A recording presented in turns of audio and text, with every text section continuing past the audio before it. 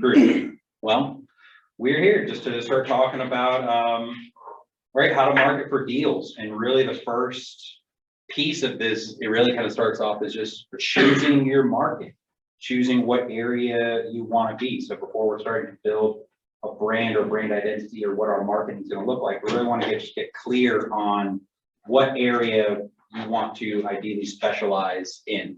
Really, I would say the more you can specialize, the better, right? So like if you're looking for investment properties, if you're telling somebody I'm an investor in Knoxville or I'm an investor in the greater East Tennessee area versus I'm an investor looking for some light flips in 37923 zip code Cedar Bluff, right?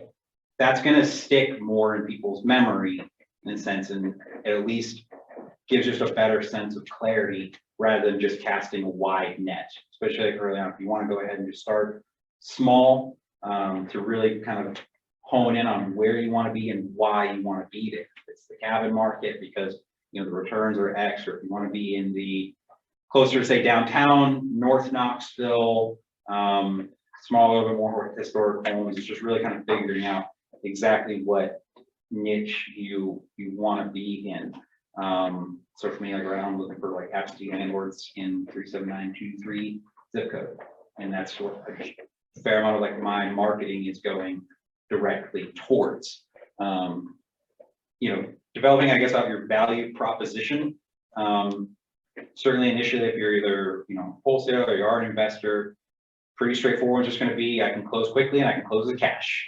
If you're looking for like distressed sellers or things like that, that's certainly a pretty solid, just easy value prop to put out there. Or say maybe you've got somebody who has a number of properties that they've paid off and they're all turned out right. Maybe they don't want to take such a big tax hit. Then that's where seller financing can come into play, and that's something we've done a deep dive on before, and I know we'll do another deep dive again. Yeah, Justin, what's kind of some other value? Yeah, so if you're an investor, has anyone looked at OfferPad or Purple Bricks or Open Door and ever looked at the value proposition? Yeah, it's convenience, right? They're selling convenience and they're openly charging higher fees. So it's me and I'm a wholesaler. I am not marketing that cash. That doesn't distinguish you from anyone else. No one cares. It's I'm offering you freedom, right? It's something we roll in as part of ours. Like, hey, we got flexible options for you, including a quick cash, no fee, convenient offer, right? That would be the thing. Would you want the convenience of it? Lean on that. So think about like, what is it? What's behind that, or what does that mean for that other person on the other side, right? Because people don't act rationally. Sure. They act emotionally. So offering that convenience factor, say over just the quick cash, because you're right, that's such a blanket statement versus leaning more so on the positivity of doing a deal with you. Sounds like what you're saying, right? Yeah. Like, I think Alyssa is the queen of cards. She's super knowledgeable. She's one of our investors. She's a resource for me. But like, you got to have some sizzle before they even get to Alyssa. They find out all those things, right? Sure. You got to have that value prop of like, oh, she really cares about you. She's going to take care of you. And then you're going to find out, oh man, she knows everybody and everything. No, it's awesome. So when we, I guess, look at like building a brand and what is your message, right? I've often found the more unpolished, the better. If you're really looking to kind of connect with people in the sense, so the more like unpolished, I guess, the more authentic you can be is going to resonate with folks more at the end of the day, rather than say the splashy big postcard that looks like it was just right from a big industrial style printing and manufacturing kind of like space, really just trying to be a little bit more authentic. So mine are handwritten letters. Personally, I handwrite letters and put a picture in there of like, my wife and I, hey, right, we're looking to build our small rental portfolio here in this area, so we have an interest in buying your house, right? And just kind of continually dripping that message versus kind of the more blanket, big production, the better. And so, who's your target when you go after somebody? Because I'm thinking if it's a distressed seller, would a distressed seller resonate with that message? So no, I'm looking more so at folks that have like owned these properties for a long time. My marketing is going towards folks that have, especially say in that area, They either have been there since the 70s or 80s when a lot of those homes were built. So I'm offering them at least an option to sell it off without going through any of the extra hassles and like steps of it. Or I'm just looking at folks that have probably had these properties for a long time and are just looking to kind of offload it that way. So I'm not going for the distressed seller directly. I don't want something that's a huge amount of work right now. I'm looking for more kind of like lipstick, quick flip, quick turnover that I can just move somebody in and hold that as a rental for a while. So I'm not necessarily hunting in areas where I know I'm going to walk into and I'm going to have to drop 60, 80K on a rental or something like that, you know. So I'm looking for more right now. I'm looking for more of a lipstick kind of turnover. So that's what I'm leaning into primarily personally. Yeah, that's if you authentic self. If you, I think if you just specialize in a particular area, I don't know, Latino families or a specific niche that you tend to just run around in, lean into that. The more authentic you can be in this business, the better. We are no longer in a like business to business relationship kind of thing, right? This is all P2P, like person to person connectivity. Social media certainly opens that up a lot. But even just through all of your media and marketing, right? You're just really trying to connect with a person. The more you can connect with a person, the better. And then lastly, really just kind of the making your mark piece of it is just having a consistent, cohesive message, brand, thinking like colors, thinking font. So it's like a little grid, right? We've got a specific color pattern and font that is used across the entire network throughout multiple chapters, right, throughout the country and soon to be throughout the world. Why do you think that's important, Cory? It just, because it solidifies into people's minds, it at least builds familiarity over time, right? Think of all the, I don't know, think of all the major brands. Think of Coke, right? Coke's red, white, black, like consistent. Pepsi, blue, white, red. Think for a second. It just builds when they see that, they think X. And I think there's a sense of comfort. So consciously, Sure. we're comfortable with what's known. Right. So when we're consistent with the branding and consistent exposure, and they need to see a message 6 to 7 times for it to stick. Right. Yep. Yeah. Which is kind of just what leads us into just some 3 ways of generating leads and really kind of focus on just prospecting, networking, and marketing. And those are 3 different pieces throughout it all. Prospecting, I would look at it as like you're physically going out and doing something, whether that's calls, texts, door knocking, letters, postcards. Right, this is a time-intensive process, yet it does yield results because honestly, if you can just get face-to-face with somebody, be it if it's knocking on the door, right, or calling them, you can usually have a good rapport and can usually get to the heart of the deal, the heart of the matter right in there. I love door knocking. I found a lot of people will be very quick to be rude and hang up with you on the phone.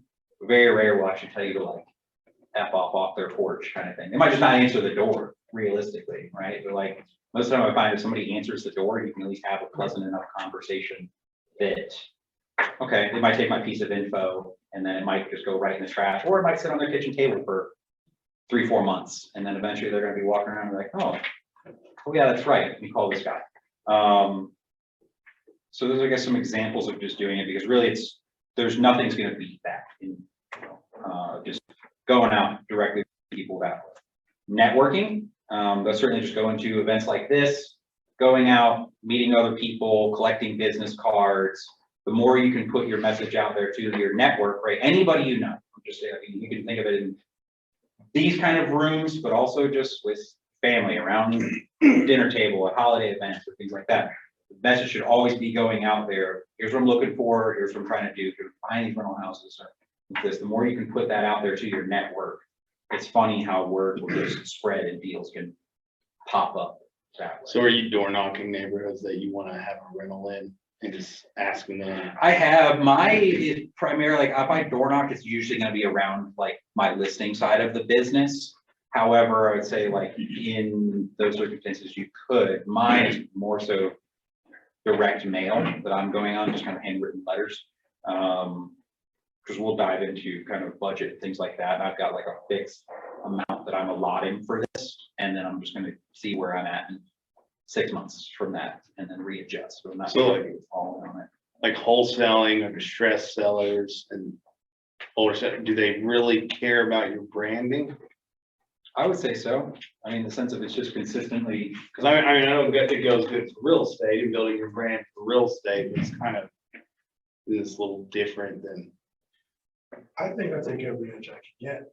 So, I don't know, I flipped one in East, we did a new build in East Knoxville, right? And this market, everyone, even the guy building it, you don't need to do it as nice as you did. We staged it, we marketed it, and I picked up 7 deals off of it. Somebody who's got a 7-year portfolio that's buying some Alabama stuff, because he's selling like 90 of those, called me to help him liquidate some of this stuff. So we got like 7 off-market properties. So I don't know if wholesalers care, but I think no one's ever like not done business with me because I'm professional. Does it matter sometimes? No. Like in this market, everyone looks like a genius, but the market's going to shift, and I've been through it before, and they're not going to be around. yeah. Yeah. And I would say for me, for the wholesalers, it's probably not so much the color and the branding, is the information presented clearly and lucidly, does it make sense to like answer the questions they're going to ask? Right, more Yeah. than like, is it Is the the postcode. most amazing in Canada? Yeah, yeah, and I think that's where it just leans into, so I would say that there's a little bit of an advantage to having it as somewhat, I don't know, it's polished or just authentic. I keep using unpolished, but you want it to be cohesive, yet it's okay for it to be a handwritten card. It's the same piece that's going out, that it might have your logo on it or something. This is kind of one piece. So again, like networking is really just kind of these pieces of just leaning into your database, going to different meetups, really just connecting with people and seeing what opportunities present themselves. Marketing is the last piece of it, in the sense of it's putting your message out to the world, thinking a little bit more on the lines of like bandit signs, social media, SEO, like Google targeting. That's what I would say would be like in that marketing bucket, and having, I'd say start small, be it either in a specific geographic area or like we talk about like psychographic marketing, a little bit of like what is the mindset of that person that I'm trying to market to. But I always say like start small, have a particular area you want to be in, right? Lead with a little bit of revenue before I guess going to spend more. I was going to kind of ask some of the guys that are kind of doing some of this stuff, what are some different marketing pieces that you guys are using either in your wholesale business or for some of your flips or things like that, or some other stuff you guys put out there? And kind of Chris, right? Yeah. Kind of talking to, and Chris, you mentioned on it too. It's not so much necessarily like if you're doing mailers, you know, they kind of all look the same. But there definitely is some significance to a shape or something that always kind of stands out to your name, and then the multiple touches over time, right? So the one and done doesn't usually work. It's at multiple touches because they are going to start associating the brand, the emblem, the saying, the verbiage, and you said it perfectly as well. It's like, is it clear? Is it concise? Does it solve a problem? You know, does it touch the right audience? But I like handwritten letters. I don't like handwriting letters. So auto pen is a great, you know, tool, resource. You've got the budget for it. Anything that just sort of puts that sort of interrupt in people's mind, right? Like it doesn't look like a normal postcard that they're just gonna throw away. It's like, oh, hey, it's an envelope. It looks like a birthday card, and they're going to open it, and then they're gonna throw it. But that pattern interrupt is what you're looking for. So there is some creativity involved there, and it could be anything from color to size of the envelope as well. It has nothing to do with the brand whatsoever. You know, like an emblem, but it does have your name and the picture of your, you know, your house plants and yourself, and okay, we really want to buy your house. So you experience some success with that, but mostly it's just telling people what you're looking for. You know, your flips like, hey, we're looking for another one. If you people, if you treat people, if you act as professionally and treat people correctly and do what you say you're gonna do, they're gonna come back to you, they're gonna tell people about you. And work with you, so. I can tell you something not to do. Yeah. I own a condo up in Gatlinburg, and you would not believe the number of things that come in to me in a week. Sure. So there's this one kept coming in handwritten, envelope. Like, my wife and I were driving around up there and just different, purple paper handwritten. And I'm just like, this is getting, this is too much. This is like, okay, this same message is coming out every couple of months. So I'm like, I'm gonna call him and see. So I get talking to this guy. He's an investor out of Cincinnati. So he's basically sending out this information that's flat out not true. Well, everybody in my complex was getting that. So they know I'm a realtor. So pretty much we're like, oh yeah, if you get that purple. So now everybody up there realizes this guy's been fibbing. Nobody wants to work with him. So he kind of shot himself in the foot there. Yeah. Not being truthful. No, it's huge, right? Just kind of, Made him sound like a little old couple that were, look, yeah. Not good. right? Yeah, it just shows like being real, just being honest with people at the end of the day is what's gonna get you furthest in this business period. P2P business. So, like, if you're reaching out to, you have no idea who they are, but it's a single family home and it looks like it hasn't been kept up. How, and you want to write a handwritten letter, but how much do you put in the letter? And you know what I'm saying? You just like say, I just want to buy your house. I mean, how do you broach that with someone out of the blue? Yeah, I mean, there's a number. Like, what do you put in the letter? There's certainly gonna be a number of different approaches you can have to that, and I think in this kind of marketing space, it's good to even maybe test out a few different ones, because not everyone's gonna resonate, but you can lean in with just sending somebody, I wanna buy your house for cash, right? Or you can lean into a little bit more sympathetic, no card or something like that. I think there's many different ways to get there, but it's not gonna resonate with every person. You can just be straightforward and say, hey, I'm interested in buying your house, right? Pay cash, close quickly, that kind of thing. Just a straight up message. They also have any other like messages, things that they use, works. I Do mean, you tell people what you want to do with it? I mean, like, how much information you give when you're putting out a letter like that? Well, who are you looking for? Like the person you're probably looking for is someone who feels like this house is drowning them and they want you just to offer them a life preserve. Right? It's an estate sale, there's bad memories to it, the ex-wife cheated on him in it. Well, I have no idea. I'm just driving by and it looks like no one's taking care of I it. don't, but if the person who's solid is not gonna sell it to you if the deal is wonderful, right? So the only person that's gonna respond to this and resonate for you, because you're gonna buy it at an investment deal, is gonna be a motivated seller. So just think about who your motivated seller is and why they're motivated. And then frame it in that way, of like trying to solve their problem, with my advice. What would be, Justin, because you've said that 2 times now about solving the problems, what would be like, say, 3 things that you could think of to solve some of these problems in distressed property, let's say? Also, I mean, I just know, like, okay, when I meet with people, I would talk to them. Well, and that was the question I was asking about, does branding matter in this? Because in all reality, the people that are gonna wanna do this or that will sell you the properties really just want the most easy cash, like, I think whatever it's also how you're going about it. Are you spraying and praying where you're just casting a wide net, or are you going targeted? I think it all depends on how you're prospecting. So also, I mean, you're putting something in the mailbox, how many other people are putting something? What was the number? We had a- You're not allowed to put stuff in their mailbox. You know what I mean. Wholesale, what was the number that guys, we had some, how to wholesale last month. We got the recording, you can watch it. It was really good. We had some wholesalers sitting in here, one of them working for a national company. What was the amount of mailers? It was something like It was a lot. 10,000 a Crazy. month, right? Yeah, it was a lot. I mean, it's an excessive amount, so I think I'd go personal rather than trying to compete with them. And it would just be, it's the same as I meet with the client. I'm like, hey, if I'm sitting in your shoes, I probably want to know 2 things, right? What's this process gonna look like? What's gonna end up in my back pocket, and like, how long is it gonna take, right? That's it. And so then I'll answer those questions.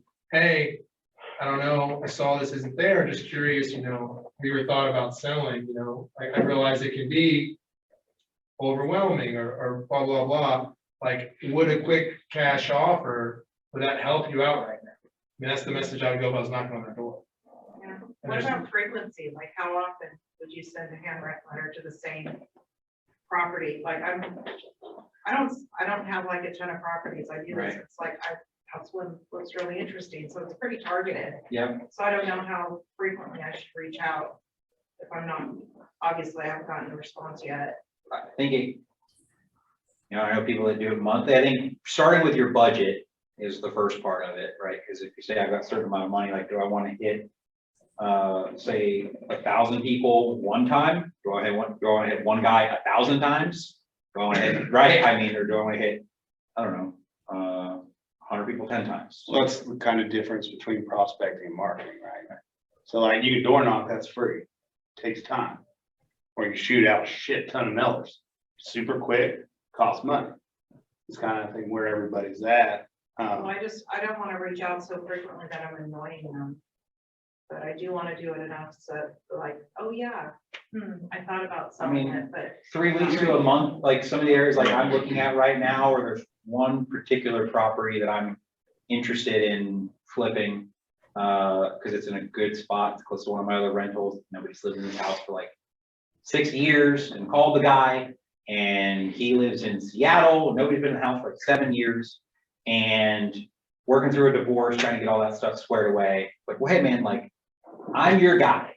And I call him every 3 weeks just to like say what's up. It's really super easy call. Just, hey man, how you doing? Right? I was trying to make sure I account for the time delay. Nobody's on the West Coast, but it's just, hey man, like, just want to check in. I know you're going through that crazy divorce and it just is there, but I'm just here, ready to do a deal, right? He threw out a number that I was good with. So he knows every time we talk, he's like, hey man, no, I know, like, once I get my old lady to sign this thing, like, we're done, we can do it. Cool, right? I'm looking to just steady drip on it. I usually send him a thank you card after we talk. Hey man, thanks for taking the time to chat with me. Like I said, I'm here if you need anything. Boom, done. So for me, it's like once every 3 weeks, roughly, that message is going out. I think a lot of this is, Anybody use a tempo that's more aggressive? I just don't think you want to be like the hater and, still don't want to sell, talk to you like next month, You do want to sort of maybe be a little more assertive in the beginning, one letter, a couple weeks later, another letter. If you are able to skip trace on and find the phone number, do a call, and then put it on your list to follow up.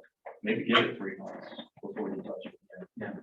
Yeah. But that way it doesn't turn into that just. I'm trying to remember what Every Monday on the I first. can't remember what the metric We're is. talking. There's a- And then they're like, oh, that, they predict at that point. I don't know, man, once you get into one-offs, I think the stats all go out the window because it's Just so dealing with one contingent on that person. one person. Right. So what I've, so that, all I know is I don't know how to be consistently laid back. I Yeah. know how to be consistently, no, I mean, I don't, I mean, my regular life, I'm pretty laid back, but I don't know how to do that, like. Then I forget to call people when I see they did something else, and I was like, I should call that guy, he worked with me. So I think that's in tempo, probably monthly. Yeah, I think monthly is not too much to where, if you call them weekly, like, probably they're not gonna have to change in that weekly, but a month can change, something can happen in a month to change. And there's a study somewhere, the internet told me this, that it's like that period of time for when people just start to kind of forget you or forget something is about like 10 or 11 days. It's like right at that point, if you catch somebody on that like 10th or 11th day, it's like, oh yeah, we did talk like a little while ago, or it's not quite on like 2 weeks, but it's not quite like I'm calling you weekly. I'm trying to remember where I saw that. It's a stat, it's on the internet. How do you find their number? Like PropStream and what's that other one, Deal Machine, they have a automatic campaign that you can do. I think it's set like just by default at like every 21 days, 20 days, somewhere in the area. That way you're still getting them every single month. Right. Yeah. So besides door knock. I had a question. Yeah. And so if you reach out to these people, do you feel that a lot of them may respond just because they're curious just to see how much their house is worth? And if that is the case, then how do you actually price the house without going in and seeing it? Or are they okay with scheduling for you to come and take a look inside since they don't know you and they don't know who, what company you might be with? Would they be okay just having you come and take a look and give them a price based on how the house is? That's a great question, actually. I was a mortgage broker at the age of 23 in 2005, and strangers would give me their social security number over the phone in 90 seconds, and I'm not special. I think it's a limiting belief, man. Go out and see the house. Yeah, Yeah, and use that as an advantage. Hey, roughly, I was just leaning on the comps, and I'm pretty lazy. I sort of, what's the rough thing? I don't know, but if I can see your place, I can tell you exactly, right? Because I want to give you a number that's real. You know, when's is now a good time to meet, you know, I would. yeah, lean into it, get it scheduled. So that's, I mean, what are you all using for valuation? Like your palms. Yeah, I so, mean, at least I use PropStream. Like, I mean, I've had some success with it, but it's not, I mean, some things on PropStream, they're not super updated, like, Realtors.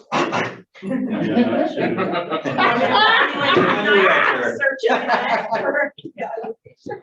Zillow,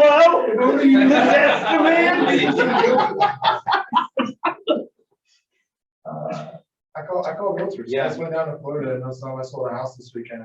And I just called a realtor I used to work with. And I was like, tell me everything I need to know about this new construction there. Within an hour, I knew everything I needed to know. Why make it hard on yourself? And I got access to the MLS out there. I'm lazy.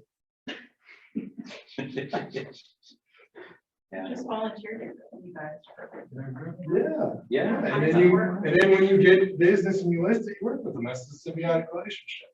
it's usually kind of a trade-off, but it's Mhm. pretty straightforward, just go right to your area, Yeah. like expert. in that. Well, you see all these listings on Facebook, you know, they're like the free renovation value, post renovation value. I'm like, where are you guys getting this stuff, you know? Sure. And I'm just wondering. Oh, I think. Good thing that's actually a future grid meeting. I think that's here in like 2 months, so we're gonna be covering Sure. it's just on, how to estimate rehab costs. Not Zillow. Not Zillow, maybe that's your answer, but like, that is gonna be a topic that we're gonna really do a deep dive in here in the next couple of months, is how to estimate renovation costs, especially now, right? I mean, I think now even more so over the past like couple of years, being able to really dial in your costs with the influx of price of materials and things like that, like no longer is it just like 10 grand. You see that, I see that a lot of that stuff too, right? Oh, it's 15 grand rehab. I'm like, clearly now, this is like 40, 50K kind of thing. Would it be helpful to have the cliff notes on how to value property?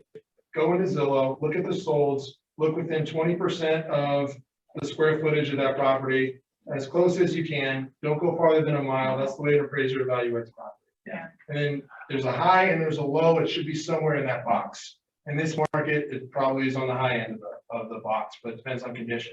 A lot of this stuff is going to be careful, because it's going to be the stuff we're all looking for is the stuff we get out there and you're like, oh, I thought this was 120, but now I just saw the 30 grand work in the basement. Mhm. And do you typically take like an inspector with you or a contractor to be able to take a look at any problems that this property might have before you give them a price, or you're just basically hoping that nothing's wrong with it and just base it on comps? If I didn't know what I was doing, I'd have an inspector realtor or contractor. Yeah. I mean, yeah, if you're totally unsure and going into it blind, if you know somebody that's a contractor that you're gonna be working with, I would figure, yeah, I mean, take them with you. This is my business partner, come help me out. Take a look at the property, kind of estimate some costs. Yeah, that would just be a straightforward way to. Is go. that typical to do something like that? I mean, not just for like cosmetic repairs, but if you want someone to take a look at the HVAC or maybe mechanicals or foundation, I mean, is it typical to take somebody in when you're pricing this? Not usually. Yeah, I mean, everybody's gonna have a different. Do sellers mode get of operating. annoyed or offended if you do that? If you would bring a home inspector? So just to dial this back to this is how to generate leads. Are we talking about like how to wholesale? Or are we talking about like just, it's going to depend, like wholesaling is going to be a very different animal than like just buying an investment straight. I think it's, well, for me, it's just buying investment. Well, I'm just wondering, you know, if you finally get connected with that homeowner that you're trying to, and they're gonna ask for an amount, right? They're gonna, so what's your offer? And if you, all you've seen is on paper and a drive-by, We're not sitting next to the house. What kind of offer were you looking for? Well, that's why, And question with a question. well, that's why we should meet. Yeah. That is the only way you need for any situation Gotcha. ever. This is Swiss Army knife. Worked for a guy that sold 3,000 houses, and his intro was, hey, I'm Walter, I'm a local agent, would you like, you still think about selling your house? And his close was always, that's why we should meet. It wasn't complicated, right? You can't make any offer. Yep. If you haven't seen the house, how could you? It wouldn't be a real one. I mean, you can throw out You pick a number. 80 cents on the dollar, 70 cents on the dollar and see if they'll take it. And then just back out of it when you get there. There's a lot of ways you can do it, but if you didn't know what you're doing, yeah, I would take a professional in, or I'd have a due diligence. If you're not wholesaling, you're gonna have an inspection of some kind, right? And walk through it with a contractor and home inspector. Yeah, go through the process just the same anyway. Even on wholesale contracts, you're gonna have like a due diligence period on that anyway. Some of the ones I've seen, like that goes all the way up through into the day of closing kind of thing. So I mean, Yeah. that's like last month's meetup, and then we got future stuff coming with like kind of evaluating costs. But I hope that answers your question, Robert. So in generating. Yeah, that's leads, helpful. Thanks. You can door knock, you can call them, you can write a handwritten note. Mhm.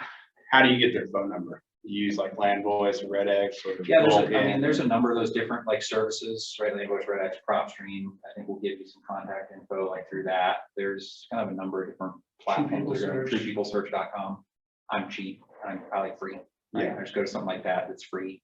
It's gonna at least give me a pretty good and accurate phone number. Right? Like an owner that lives out of state or something. Probably, right? Or I might have a property that is a rental or has been a rental, and I've called people that I rented that house 4 years ago, kind of thing. It's not the cleanest data, it's pretty good.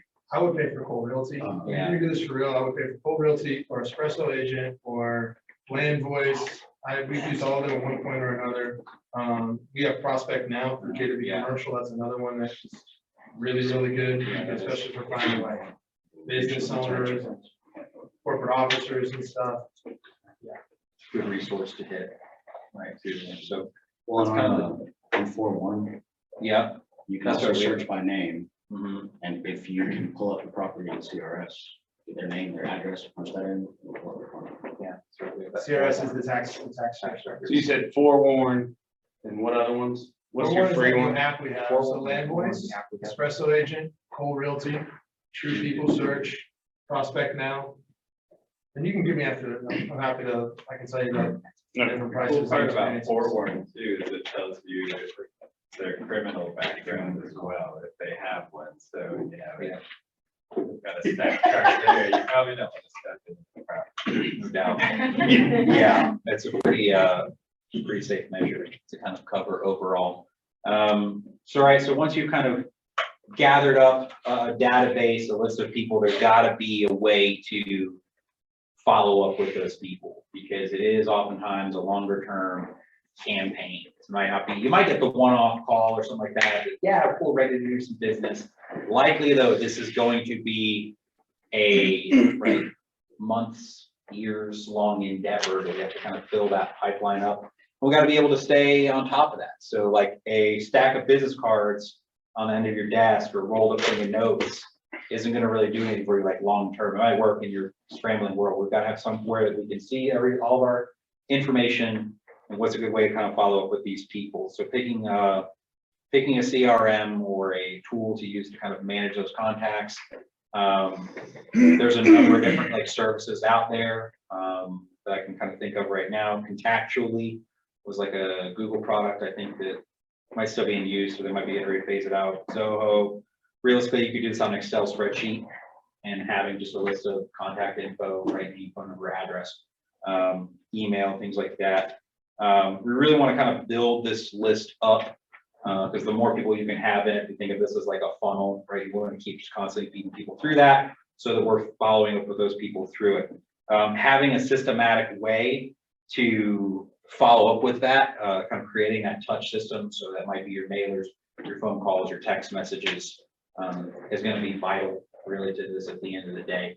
I have a great system I use that we've used kind of in-house here at KW, which is just, we call it our DTD2 system, or do database 2.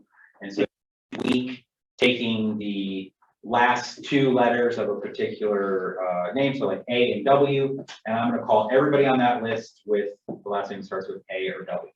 And the next month, I'm probably gonna either call that person, or excuse me, text them, or send them a handwritten note, and right in the third month, I'm gonna do, call them again, handwritten note, text, and that just rolls over such that you're calling that person, say 4 times a year, you're texting that person 4 times a year, you're sending a mailer 4 times a year, and that builds a nice, clean, easy contact, where monthly you're connecting with that person, but probably not necessarily on the same basis, right? They're not getting my mailer, they might get my mailer every 2 months, 3 months, but then I'm calling this month, I'm gonna text them, and I'm gonna mail them, so it's not such a, I guess, overwhelming marketing price maybe you're making on that person. You never know, right? Some people don't like to, some people don't like to talk on the phone, but they'll text all day, right? Or they only want to email, or they only want to talk on the phone. Don't text me because I want to just talk on the phone. But this is really just an exercise in terms of just understanding how to build out your systematic touch over the course, say, of a year, because some deals might take you a year or more until that person is ready. You just want to make sure that you're there at that time to find that person. I'm kind of curious, what other systems do you guys kind of use? You use all mailers? Same thing for you as well, too, Jeremiah. Like, No, I'm trying to build my process right now. Like when I close on that first contract, take that, basically see my develop some type of process and then go from there, you know what I mean? So it's like, how do I take one lead that I got, found it on Craigslist, like just somehow, how do I take that lead to make more leads, you know what I mean? So that's what I'm trying to do as of right now. Mailers primarily. yeah, Yeah. what's kind of the return you're seeing on the mail? Roughly. I mean, like 1-2%. Okay. It's not huge. No, but I mean, Yeah. 1 or 2 is going to pay for a good chunk of the campaign, yeah. Right. Yeah, but it is just a high. It's kind of, yeah, it's a volume play. You're just running the numbers, right? I know if I spend X amount of dollars on this number, I should be able to expect 10 phone calls. Yeah. So if I want more, I need to spend more money, basically, or, widen the net. So it's not necessarily super targeted, other than the fact that, hey, I'm going for absentee landlords. I'm going for people that probably have equity because they bought it, several years ago. Sometimes I don't necessarily look for like the distress folks, and I've scaled back quite a bit too, because I started looking into the multifamily and self-storage space. But yeah, you can buy pre-foreclosure type stuff and really focus in on them. But, most people, if they need to sell, if they're in trouble, if they get one of those cards, they're gonna call. You send out, if you have a large enough area, they'll call. Yeah. So, do you guys cast kind of a bigger net, or? No, I mean, especially with the buy and hold stuff, I like kind of sort of in my backyard. Like I like Loudon, Kingston, and Oak Ridge, and Sweetwater. They're not Cedar Bluff. That's just where the flips there before. Sure. I've got some rentals there, so it works for me. It makes sense to me. Yeah, no, I think for sure. Pretty cool. Anybody have any questions on how to build a list, or what a CRM is, or why you use a CRM? I'm very new. What is a CRM? Yeah, sure. Just needs contact relation management. That's what I All thought. it is a Okay. basic system that's gonna have your contact information for your client, like some section for notes, and then hopefully when you last spoke with them, right? If it gets a little more advanced, they'll have some sort of like ability to calendar and set a follow-up. And then, hopefully like automate email through there. I think Salesforce has a Gmail integration. If anybody wants, get with me, I'm happy to I've been doing operations like a long time. I'll push on it. On like different things you can do that I would use if I wasn't like, else. So it's a plugin. Yeah, But, there's plenty of free services like HubSpot. yeah, they're just like, some just live in your Gmail. Yeah. So basically, like you send an email, you can just set like the reminder or whatever, right inside your, you don't have to go to the right side. Sure. Yeah, that's a good. What's an resource. absentee landlord? What's that mean? So they don't live at that house. That is like their rental property or like that, so they just, Okay, it's already a rental and just give them an option to sell it. cash out. Like y'all who are doing a lot of mailers, where do you find your addresses, your targets for your mailers? So I use CRS. I mean, I'll just use like the tax records. Based on the zip code or? Yeah, so like I can filter down, like for say my list, I'll filter and I'll find non-owner occupied homes in a particular zip code. And man, you can get really granular with it in terms of you can look for homes that haven't sold in 20 years in this zip code, in this spot, and that's the person I want to mail to. And you can shrink that list down to at least a quantifiable group that's at least, for me, a little bit more like target rich, right? So how are you exporting data out of CRS that provides you those metrics? So you can just export that as like a CSV file from CRS. It'll like have you. Like a layperson, me showing up at their website can do it? You use the CSV? No, I'm saying CRS, like, do you have to have a regular access to that or is, you just, Maybe, I don't recall. If you just go on KGIS and do something similar to. I want you to show me that stuff. That's a great question. I mean, because every county is different. Yeah. Like I've been to, I don't even know how many county websites searching for property information because of my job. And some will literally let me export a CSV file of like all this homeowner. And I'm like, if Knox County would do that, that would be brilliant. But I'm not aware of Knox County offering that. But you know what I'm saying? Yeah. I bet if you buy a little Chipotle, you probably pulls it up for them. Yeah, I do want you to show. You guys are just signing up for all that. Keep it simple. Well, you're signing up for free Chipotle. That's I mean, I know KGIS, you can get all kinds of info there, but you've got to like kind of target your search a little bit to. I think it's a good question and one that when we get done, it'll be easier just to like play around on a computer and show you. Might not make a lot of sense for the whole class, but yeah, so we're not leaving it. Let's just get on it later. No, that's kind of like, look into, because I don't know, it's a good question. I'm just for kind of that layperson to do that, because aside from, say, driving for dollars or just sending out blanket mailers or something like that. Also, a lot of websites that sell targeted lists. Yeah. You can talk about demographics and a lot of things. Worth watching. Yeah, that's where something I know like PropStream will do a lot of that stuff for you. I mean, that's like a subscription base. It's not too expensive from what I've seen. It just really. It depends on like what you want. Right. It's just out of it, stuff like that. I know like, I think Bill Machine, like, you can select like what kind of list you want. They both can do it. And they might charge you like $600 for the list. But Sure. You can go out and do it yourself. Yeah. For the cost of the subscription, so. Sure. No, pretty cool.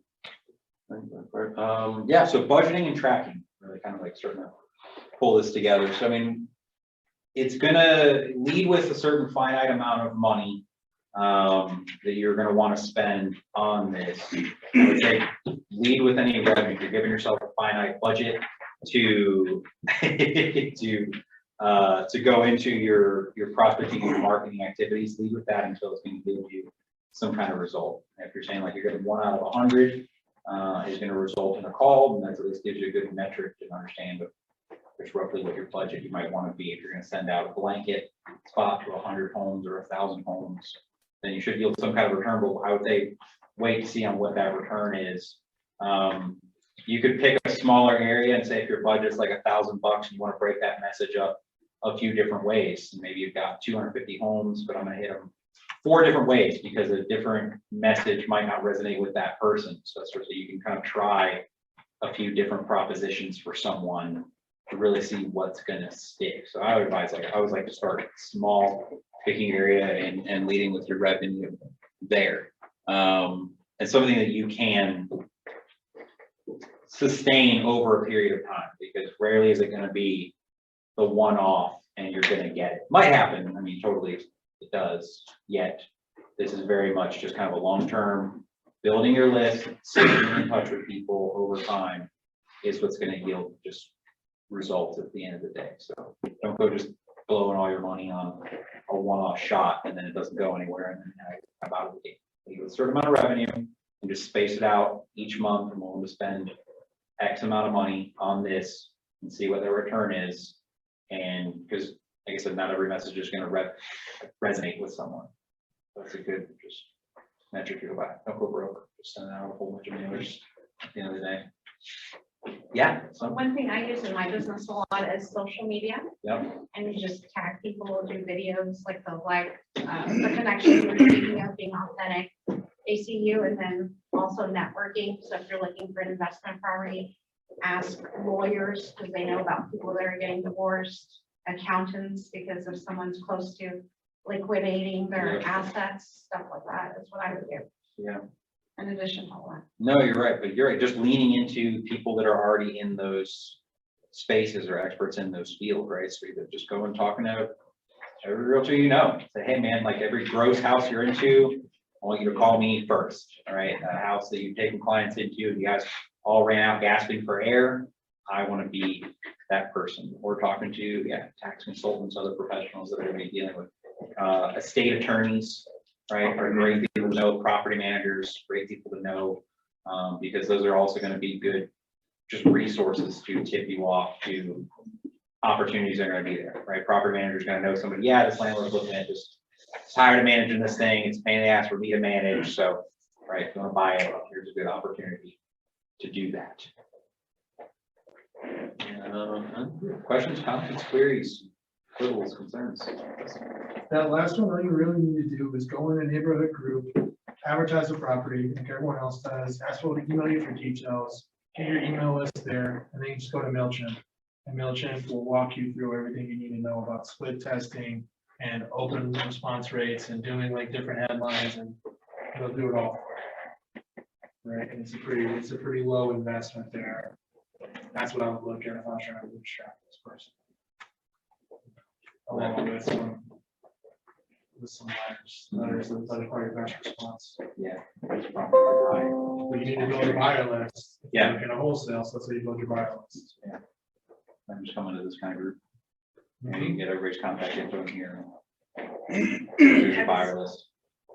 If you did email outreach, does that work? Like, can you get emails through PropStream or one of those other ones for? Like cold email? Yeah, No. no. I mean, does it work? Sure, but like I wouldn't do cold email. I mean, I'm talking about a lot, like warm email, like you're going in a group posting an opportunity, people are asking to get sent deals.